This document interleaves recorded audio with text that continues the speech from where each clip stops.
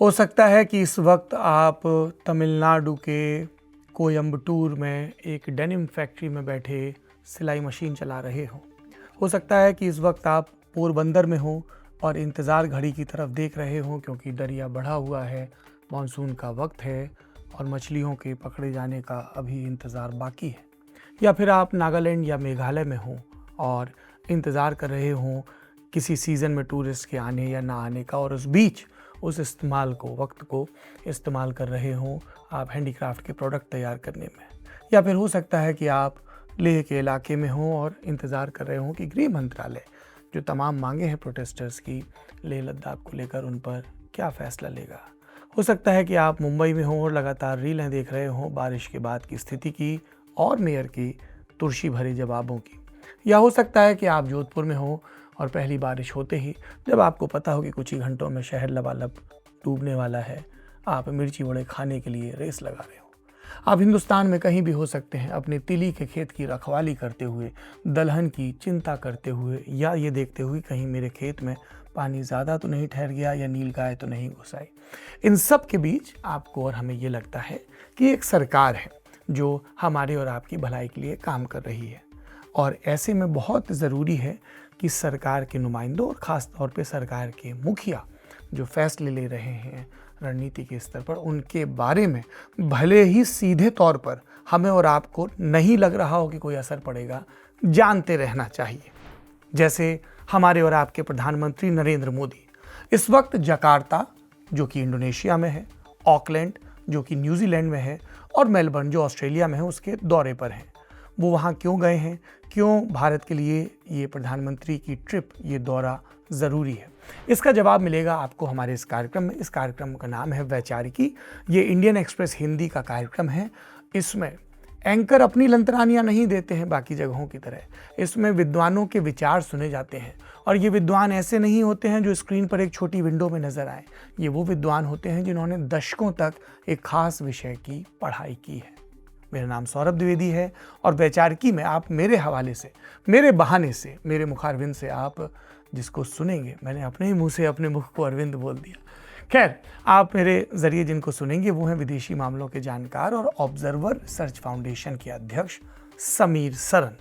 क्या कहते हैं समीर सरन? अगर आप ग्लोब उठाकर देखेंगे तो पाएंगे कि वो तीनों देश जहां प्रधानमंत्री जा रहे हैं एक स्पेसिफिक जोन में पड़ते हैं। यह है इंडो पैसिफिक। इंडो पैसिफिक कोई संगठन नहीं, बल्कि हिंद महासागर से प्रशांत महासागर तक फैला एक रणनीतिक क्षेत्र है। इसमें भारत, चीन, जापान, ऑस्ट्रेलिया, अमेरिका और दक्षिणी पूर्वी एशिया समेत कई देश आते हैं। दक्षिणी पूर्वी एशिया मतलब आप समझिए फिलीपींस का इलाका हो गया, या फिर और जो उसके इर्द गिर्द के इलाके हो गए, ताइवान का इलाका भी हो गया। इस क्षेत्र पर दुनिया की नज़र रहती है, बड़ी ताकतों की खास तौर पर। यहाँ बसे देश सवाल उठा रहे हैं कि समंदर के नियम कौन तय करेगा। वॉशिंगटन और बीजिंग जैसी दूर बैठी ताकतें, या फिर वो देश जो यहाँ बसते हैं। भारत इस पूरे समुद्री इलाके का नक्शा नए सिरे से खींचना चाहता है, एक ऐसा नक्शा जिसमें यहाँ के देश अपनी आज़ादी वापस पाएं, जहाँ कहानी का केंद्र महाशक्तियों की खींचतान न होकर अच्छी तरक्की और सबको साथ लेकर चलने वाला विकास हो। भारत ऐसे सहयोग की कल्पना करता है जिसके नियम वॉशिंगटन या बीजिंग में नहीं, बल्कि यहाँ रहने वाले देश खुद तय करें, क्योंकि नफा नुकसान सबसे ज़्यादा उन्हीं का है। इस पूरी योजना की पहली और सबसे अहम कड़ी है इंडोनेशिया। वजह, दुनिया की तीसरी सबसे बड़ी आबादी वाला ये देश इंडो पैसिफिक की सबसे सटीक मिसाल है। हजारों द्वीपों से बना ये देश दोनों महासागरों के बीच के हर अहम व्यापारिक रास्ते पर बैठा हुआ है। इसके पास कुदरती संसाधनों का खजाना है। भारत की तरह ये एक पुरानी सभ्यता वाला देश है जो लंबे समय से अपनी आज़ाद विदेश नीति पर कायम है। भारत और इंडोनेशिया का रिश्ता ही इस पूरे समुद्री इलाके की दिशा तय करेगा। आज जकार्ता दिल्ली के अहम साथियों में एक है। सिर्फ सामान के व्यापार को देखें तो दोनों देशों के बीच सालाना करीब 30 अरब डॉलर का कारोबार होता है। 7 जुलाई 2026 के दिन के हिसाब से करीब 2,86,000 करोड़ रुपए होता है।